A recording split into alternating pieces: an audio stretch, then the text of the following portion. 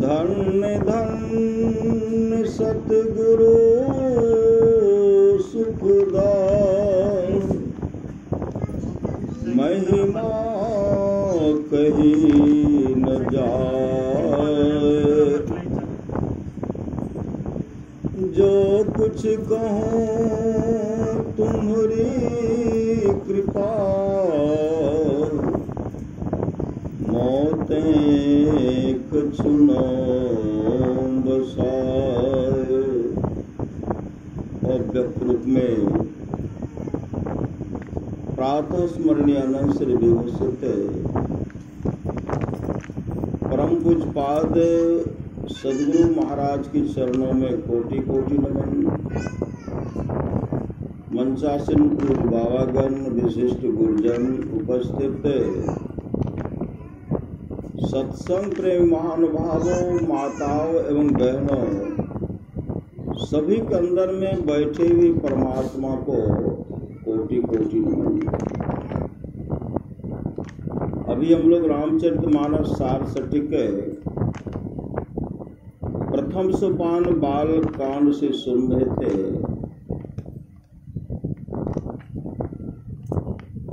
सुनि समझहि जन मुदित मन, मज्जहि अति अनुराग।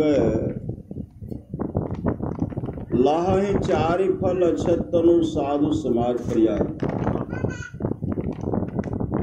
जो साधु समाज में उपदेशों को आनंद मन से सुनकर समझते हैं, वे मानो प्रयाग में अधिक प्रेम के साथ स्नान करते हैं। जो सुनते हैं वे प्रयाग में अधिक प्रेम के साथ स्नान करते हैं, और वे इससे चारों फल अर्थ, धर्म, काम और मोक्ष शरीर रहते पा लेते। मज्जन फल देखिए तत्काला, काको है पिक बको मराला। सुनी आचरज करे जन कोई, सत्संगति महिमा नहीं कोई। वाल्मीकि नारद घट जोनी, निज निज मुखन कहे निज होने। जलचर थलचर नभचर नाना, जे जर चेतन जीव जहाना। मति की रति गति भूत भलाई, जब जही जतन जहाँ जही पाए। सो जानव सत्संग प्रभावों, लोकों वेद न आन पावे। तमाम चीजें आज तक जिस किसी को प्राप्त हुआ है, सत्संग के प्रभाव से हुआ जानना चाहिए। लोक और वेद में इसके मिलने का दूसरा कोई उपाय नहीं। अगर उपाय रहता, बड़े बड़े राजा महाराजा उनको खरीद लेते, लेकिन इनको खरीदा, यह कोई इनको खरीद भी नहीं सकते हैं। अपने अंदर में श्रद्धा प्रेम बनाना पड़ेगा, और श्रद्धा प्रेम से, अगर आपके अंदर में श्रद्धा है, प्रेम है, तो आपके बस में हो जाएंगे। अगर श्रद्धा प्रेम नहीं है, आपके बस में वो नहीं हो सकते। इसलिए श्रद्धा प्रेम। अभी सुन रहे थे परमाराज महाराज की शिक्षाप्रद कहानी में सुन रहे थे। अजातशत्रु ने भगवान बुद्ध से कहा, भिक्षु जीवन का तत्काल फल। यह प्रश्न बहुत बाद में किए हैं अजातशत्रु, बहुत बाद में। जब वो भगवान बुद्ध के शिष्य बन गए तब पहले अजातशत्रु को सच्चा गुरु, न सच्चा गुरु था न अच्छा गुरु था। भगवान बुद्ध को सताने वाले देवदत्त जैसा गुरु उनको मिला था, सलाहकार मिला था, जिसके चलते अजातशत्रु ने अपने पिता के साथ अच्छा व्यवहार नहीं किया। अपने पिताजी को, उनके पिताजी बराबर सत्संग में जाते थे, भगवान बुद्ध के सत्संग में जाते थे, अकेले जाते थे। क्यों जाते थे? अगर पुत्र को ले जाएंगे तो पुत्र बन जाएगा सन्यासी। श्री सद्गुरु, पुत्र मेरा सन्यासी बन जाएगा, और सन्यासी बन जाएगा तो विशाल राजपाट को कौन चलाएगा, कौन देख रेख करेगा? पुत्र सन्यासी नहीं बने, अपने पुत्र को कभी सत्संग में जाने के लिए नहीं गए। जब भी भगवान बुद्ध के सत्संग में जाते थे राजा बिंबिसार, भगवान बुद्ध कहते थे, राजन आप अकेले सत्संग में आते हैं, अपने पुत्र को क्यों नहीं लाते हैं? कभी कुछ नहीं बोले, कभी कुछ नहीं बोले, कोई जवाब नहीं दिए। मन में था कि जाएगा तो सन्यासी बन जाएगा, गृह त्यागी बन जाएगा, तो विशाल राजपाट कैसे चलेगा? राजपाट चले, लेकिन सुपात्र को सौंपिएगा, सुपात्र को। श्री सद्गुरु, पुत्र सुपुत्र तो का धन संचय। अगर पुत्र अच्छा है, सुपुत्र है, तो धन आप जमा कीजिए या नहीं कीजिए, वो जमा कर लेंगे। अगर पुत्र कुपुत्र है, आप जमा कर दीजिए, वो शराब पी करके सबको बर्बाद कर देंगे। जुआ खेल करके क्या करेंगे? सबको बर्बाद कर देंगे। भगवान बुद्ध कहते कहते थक गए। राजा बिंबिसार कभी इस बात को माने नहीं। और एक दिन ऐसा अच्छा मिलता, मातृभक्त मिलता, पितृभक्त अगर मित्र मिलता, तब तो सेवा करता, तब तो कहते कि माता पिता का सेवा करना चाहिए, पति का सेवा करना चाहिए, आपस में मेल से रहना, तब तो कहते।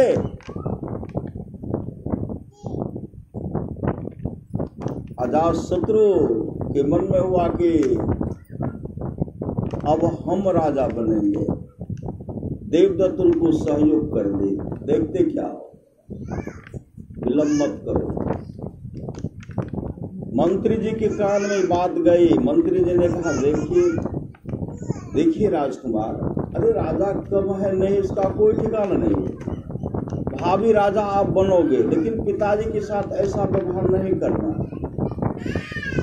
क्या कि धक्का मार करके नीचे कर दिए, अपने राज सिंहासन बैठ गए। और मंत्री जी से कहते, मंत्री जी इस बुड्ढे को राजगीर की कारागार में बंद कर दो, खाना दाना बंद कर दो, पानी भी देना बंद कर दो। पुराने मंत्री के कहने पर सिर्फ पानी दिया जाता था, भोजन नहीं। भोजन का अभाव में राजगीर के कारागार में जो बंद कर दिए, उनके शरीर के खून को सब मच्छर पी गए, संसार से झक मार करके चल रहे। और वो दिन ऐसा आया जब अजातशत्रु को पुत्र की प्राप्ति हुई। अजातशत्रु सिंहासन पर बैठे हुए थे। उधर से मंत्री जी के द्वारा खबर आता है, एक राजमहल से, एक वहां से कारागार से, दोनों समाचार आता है। एक पुत्र रत्न की प्राप्ति, एक बड़े महाराज की मृत्यु। कौन सा समाचार पहले सुनाया जाए? अब विचार करने लगे कौन सा समाचार पहले सुनाया जाए। हुआ कि पहले पुत्र रत्न की प्राप्ति जो है यही सुनाया जाए, और बाद में दुखद समाचार है। जैसे आए, कहा महाराज आपके लिए दो समाचार हैं, एक है सुखद, दूसरा है दुखद। इनमें से आप पहला कौन सा सुनना चाहते हैं? अजातशत्रु कहते पहले सुखद समाचार सुनो, सुखद समाचार सुना दीजिए, बाद में दुखद भी सुन लूंगा। कहा महाराज को बधाई हो, आपको पुत्र रत्न की प्राप्ति हुई है। पुत्र रत्न की प्राप्ति हुई है। राजा अजातशत्रु इतने खुश हुए और क्या कहते हैं, मेरे राजमहल को सजा डालो, नगर को भी सजा डालो और दान भी करो, दान करो, मतलब फूलों नहीं संवारे। पुत्र की प्राप्ति हुई, आज वो पिता बन गए, फूलों नहीं संवारे। ये करो, ऐसे दान करो, ऐसे इनको ऐसे करो, ऐसे सजाओ, ये तमाम कहने लगे ऐसे करो। कुछ देर के बाद कहते हैं, अच्छा मेरे लिए दुखद समाचार जो था वह भी सुनाइए। का महाराज बहुत बड़ी दुख की बात है, बड़े महाराज संसार से चल बसे, बड़े महाराज संसार से चल बसे। जैसे कहते बड़े महाराज संसार से चल बसे, से अपने मुकुट तथा मुकुट को फेंकता है और राज सिंहासन से धरती पर मूर्छित होकर के गिरा और चीख रहा चिल्ला रहा है। क्यों चीख रहा चिल्ला रहा है? पिता के साथ जो अच्छा व्यवहार नहीं किया, इतिहास हमको कभी माफ नहीं करेंगे। इतने रोए, बिलख बिलख करके रो रहे हैं। तब उनको बड़े मंत्री जो है, पुराने मंत्री उनको उठाते हैं, इस तरह जब आप करोगे और विशाल राजकोट है। हाँ मंत्री जी, मैंने कहा था राजमहल को सजाने के लिए, इस नगर को सजाने के लिए कहा था, मैंने कहा था ये दान वो दान करूंगा। पुराने मंत्री ने कहा, आप तो कहते सिर्फ राजमहल को सजाने के लिए, लेकिन आपका जब जन्म हुआ था, बड़े महाराज ने अपने पूरे राज नगरी को, पूरे जहां तक उनका राज था उनको सजाए, वहां तक सजाए। और आप कहते इनको दान करो, उनको दान करो। आपके जन्मदिन पर बड़े महाराज ने इतना दान किया था, दान लेने वाले ले गए, लेकिन बहुत ऐसा दान है जिनको ढोप लेकर के भी नहीं जा सके, वह भी दान आज दान धरोहर के रूप में धरा हुआ। इतना खुश हुए थे आपके जन्मदिन पर। इस तरह जब सुनाए, पहले तो अहंकार था, लेकिन अब पश्चाताप कर रहे कि मैंने पिताजी के साथ क्या किया, पिताजी को धक्का मार करके नीचे कर दिया, मैंने अच्छा व्यवहार नहीं किया। बिलख बिलख करके रो रहा कि महाराज मेरा कल्याण कैसे होगा। भगवान बुद्ध ने कहा कल्याण आपका होगा, लेकिन पिताजी के साथ आपने जो दुर्व्यवहार किया है वह कभी वापस आने वाला, उनके आत्मा को आपने जो ठेस पहुंचाया है उसके लिए आपको कभी शांति नहीं मिलेगी।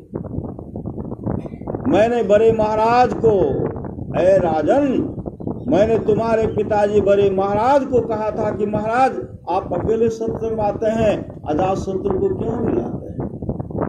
लेकिन आपके पिताजी ने कहा था जब मैं उनको सत्संग में लाऊंगा तो मेरा पुत्र तो सन्यासी बन जाएगा, विशाल राजपाट कैसे चलेगा। राजा बिंबिसार ने उस समय बोल के अगर आपको सत्संग में लाते आपका जीवन मंगलमय होता, और आप अपने पिताजी के साथ ऐसा दुर्व्यवहार नहीं करते कि महाराज मेरा कल्याण कैसे होगा, कल्याण कैसे होगा। उसी समय राष्ट्रीय पोशाक उतारते हैं, मुकुट को फेंकते हैं, भगवान बुद्ध के चरण लिपट गए, मुझे वह ज्ञान दीजिए, मुझे वह ज्ञान दीजिए। भगवान बुद्ध का पुनः सत्संग हो रहा था। उस सत्संग में बड़े बड़े राजा महाराजा सब थे, सेठ साहूकार सब थे। भगवान बुद्ध कहते हैं मैंने राजा बिंबिसार को बहुत समझाया, लेकिन मेरे बात को नहीं माना। उसी सत्संग में सेठ अनाथ पिंडक भी थे। सेठ अनाथ पिंडक के पास इतना धन था, उनके राजकोष को, कोष्ठागार को, गोदाम को देवता भरते थे, देवता खजाना को असरपी से देवता भरते थे। अनाथ पिंडक सत्संग बैठे हुए थे और उसी से मैं अनाथ पिंडक के मन हुआ, मुझे भी एक पुत्र है जिसका नाम है काल। वह भी मेरे साथ अच्छा व्यवहार नहीं कर, क्योंकि वह लंपट है, मेरे आज्ञा का पालन नहीं करता, लंपट है। उनके मन में हुआ अपने पुत्र को, अब काल को हम कहेंगे सत्संग, और बहुत को देखिएगा, कहिएगा नन्नू सब कहेंगे सत्संग जाने के लिए। सत्संग हो जाते तो पढ़ाई छूट जाते। श्री सदगुरु पढ़ाई छूटिया विद्यार्थी और यह सत्संग भार से चल देते टहल को, लेकिन सत्संग सुन नहीं सके। कर्महीन को ना मिले भली वस्तु की भोग, और दाख पके मुख काक को भयो पाक की रोग। सम्राट अशोक सत्संग सुने, सम्राट शिवाजी सुने, स्वामी विवेकानंद सुने, भगवान बुद्ध सुने, सम्राट पीपा सुने, आदि आदि सुने। जो जो सुने सबका जीवन मंगलमय हो गया। देवर्षि नारद रत्नाकर को सुनाए थे, रत्नाकर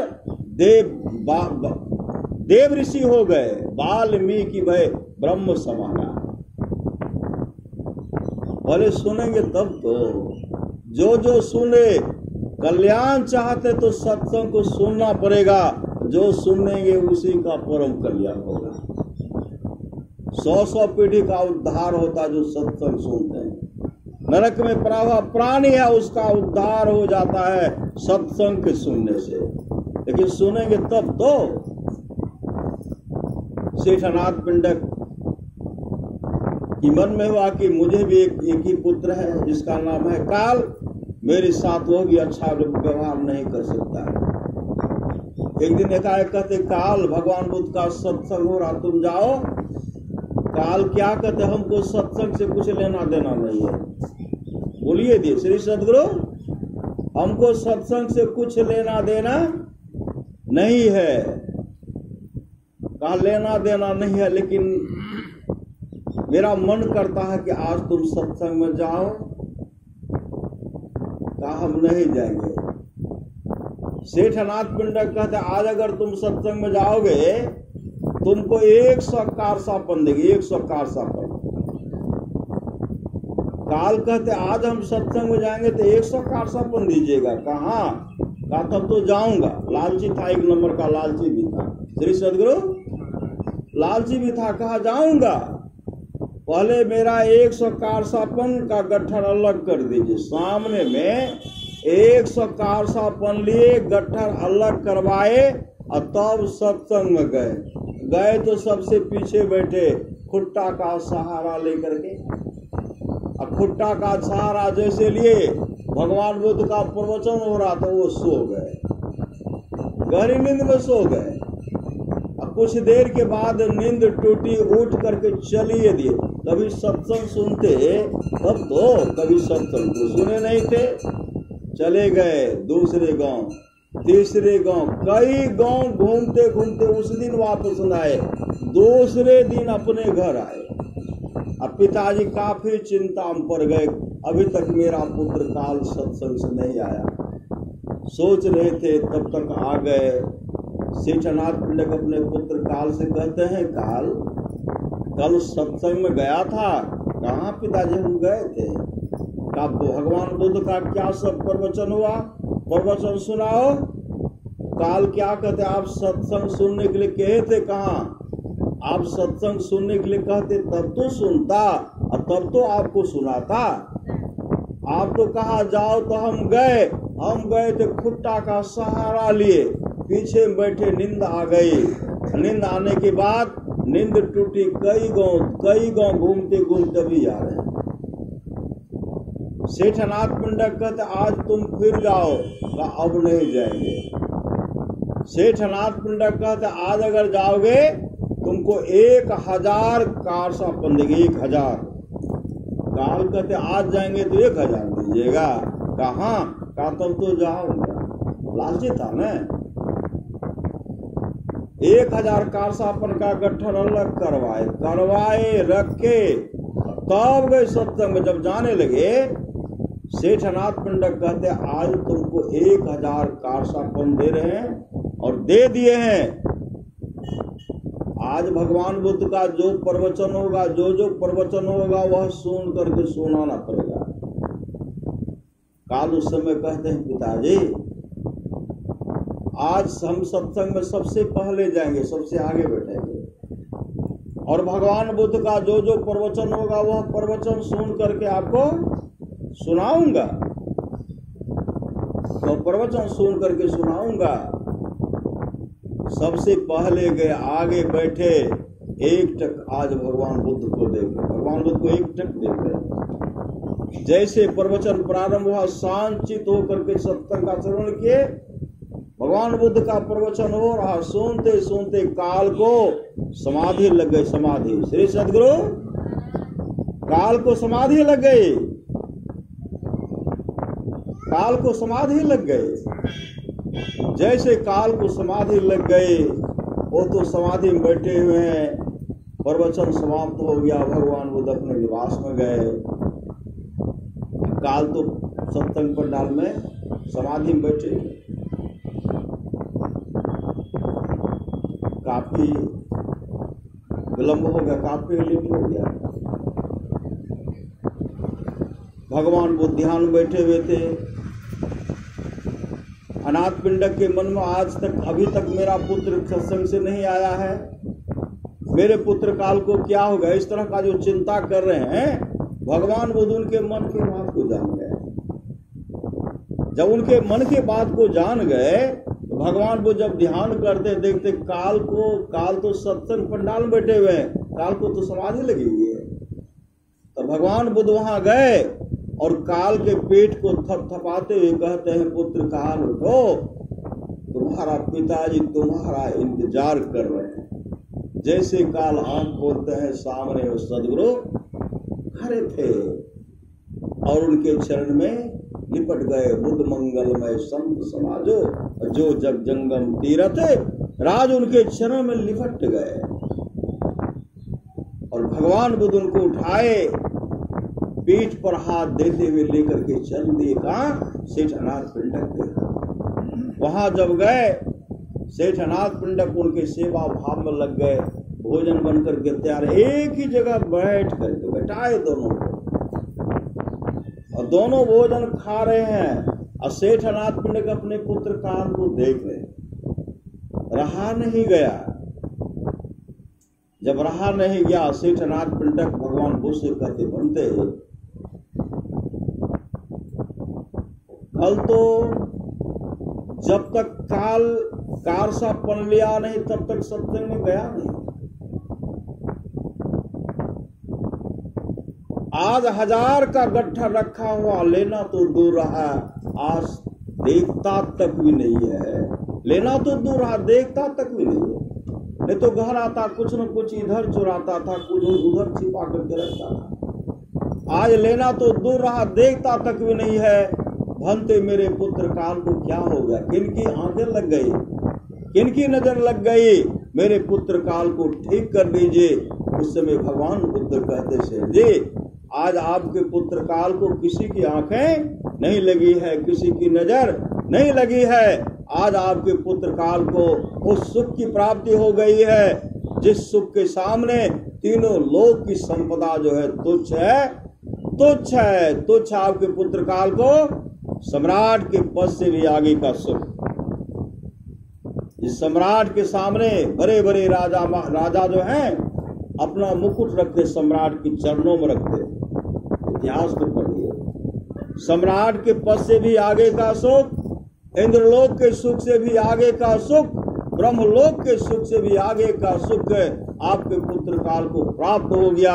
जैसे भगवान बुद्ध इस बात को कहते हैं, काल जैसे आंख खोल करके अपने पिताजी को देखते हैं, काल का मुखाकृति, मुखमंडल चमक रहा था, मतलब अंतर प्रकाश मिल गया था, आत्मस्वरूप का दर्शन कर लेते।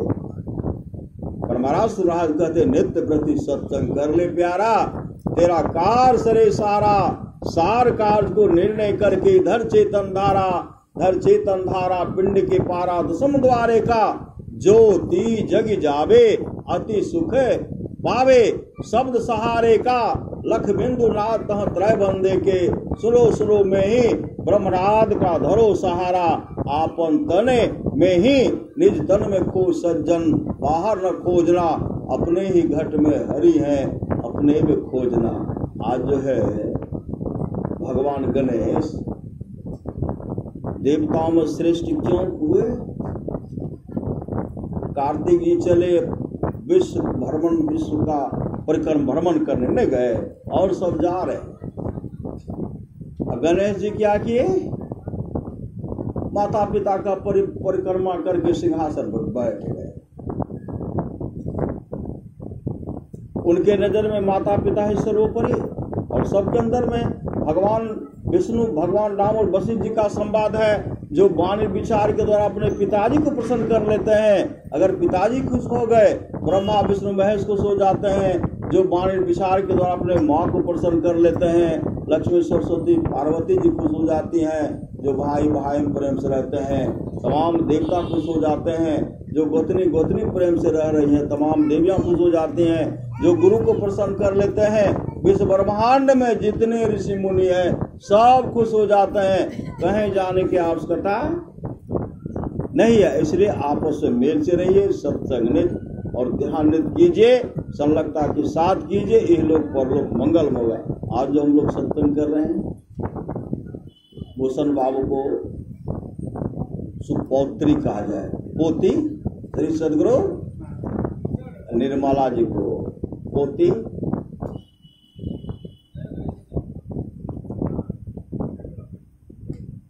नीतीश जी को सुपुत्री कहा जाए श्री सदगुरु। अनिकेत है उनको भतीजी, निक्की निशा को भतीजी ने श्री सदगुरु। माता जी बैठे हैं उनको परपोत्री ने श्री सदगुरु। मिला है उसी अवसर पर यह सत्संग का आयोजन बरही कहा जाए। छठी शिला को उपरांत बरही है जो मनाया जाता है। उस अवसर पर सत्संग हो रहा। सबके जन्मदिन, सबकी छठी शिला, सबके बरही संस्कार, सबके मुंडन संस्कार के अवसर पर सत्संग नहीं होता। बहुत ऐसे बच्चे हैं जो सत्संग लेकर के आते हैं, तो बच्चा तो सत्संग लेकर के आया है और सत्संगी के घर में जन्म लिया है। भक्ति बीज बिन से नहीं जो जुग जाए अनंत, ऊंच नीच घर जन्म ले तो संत को। संत सुन रहे थे मति की रति गति भूत भलाई, जब जही जतन जहाँ जही पाए, सो जानव सत्संग प्रभाव लोकों वेदना आन पाए। तमाम चीजें आज तक जिस किसी को प्राप्त हुआ है, सत्संग के प्रभाव से जानना चाहिए। लोक और वेद में इसके मिलने का दूसरा कोई उपाय नहीं है। बच्ची का जीवन मंगलमय हो, आगे बढ़े, उसके लिए सत्संग आयोजन किया गया है। अब हम लोग पूज्य बाबा से सुनने की कृपा करें। श्री सद्गुरु महाराज की जय।